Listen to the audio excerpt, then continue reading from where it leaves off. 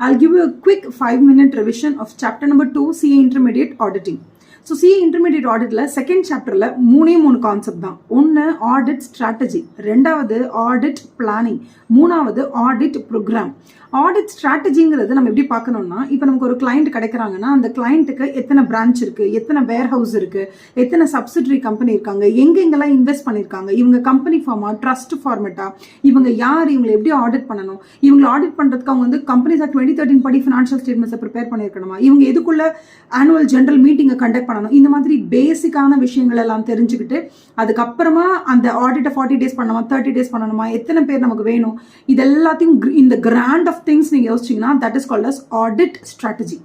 Strategise பண்ணியாச்சு. இப்போ நீங்க என்ன பண்ண போறீங்கன்னா ஆடிட்டை பிளான் பண்ண போறீங்க. உங்களுக்கு எத்தனை பேர் வேணும், இன்வால்மெண்ட் ஆஃப் எக்ஸ்பர்ட்ஸ் வேணுமா வேணாமா, அதே மாதிரி நீங்க எத்தனை நாள் ஆடிட் பண்ண போறீங்க, எப்படி அலோகேட் பண்ண போறீங்க, இந்த மாதிரி கொஞ்சம் டீடைல்டா நீங்க வந்து யூ கோயிங் டு அனலைஸ் அப்படின்னு சொன்னா எத்திக்கல் கம்ப்ளைண்ட்ஸ் இருக்கா, இண்டிபெண்டன்ஸ்க்கு ஏதாவது த்ரெட் இருக்கா இல்லையா, அதை எப்படி நீங்க மிட்டிகேட் பண்ண போறீங்க, இந்த மாதிரி விஷயங்களை பத்தி நீங்க பேசிங்கன்னா you talking about audit plan பண்ணிட்டு இருக்கீங்கன்னு அர்த்தம். கொஞ்சம் மைக்ரோ லெவல்ல.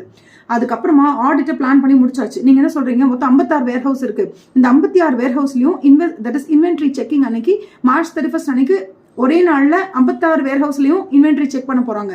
அப்ப நம்ம எப்படி அந்த இடத்துல பிசிக்கலா பிரசென்ட் பண்றதுங்கிறத நீங்க உட்காந்து உங்க என்கேஜ்மெண்ட் டீமோட டிஸ்கஸ் பண்ணி யார் யார் எந்தெந்த வேர் ஹவுஸ்க்கு அந்த அன்னைக்கு நீங்க வந்து பிசிக்கல் செக்கிங் போகணும் அப்படின்னு உங்களுக்குள்ள பேசிட்டு நீங்க டீடைல்டா அதை எழுதி வைக்கிறீங்க இல்லையா.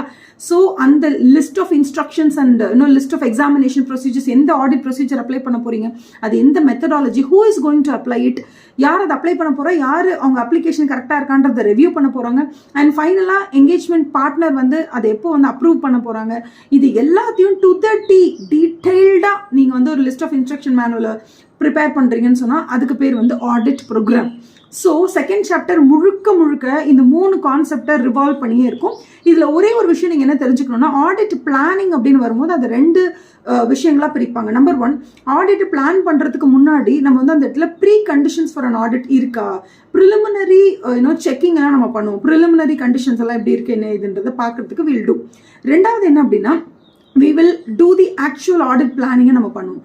இதுல சாப்டர் நம்பர் 2ல ரொம்ப எக்ஸாஸ்டிவா ஒரு 11 கொஸ்டின்ல இருந்து 12 கொஸ்டின் வரைக்கும் தான் மெயின் எக்ஸாம்க்கு வரும். அந்த 11 to 12 கொஸ்டின்ஸை நான் ஒரு 10 minutesல உங்களுக்கு ஒரு வீடியோல டிஸ்கஸ் பண்ணியிருக்கேன். அந்த வீடியோட லிங்கை நான் இங்க கீழே ஷேர் பண்றேன். இந்த கான்செப்ட் புரிஞ்சிச்சுன்னா அந்த 10 minutes வீடியோ பாத்தீங்கன்னா what are those 10 questions you have to நீங்க மிஸ் பண்ணவே முடியாத அந்த 10 questions அதில் நான் சொல்லி கொடுத்துருக்கேன்.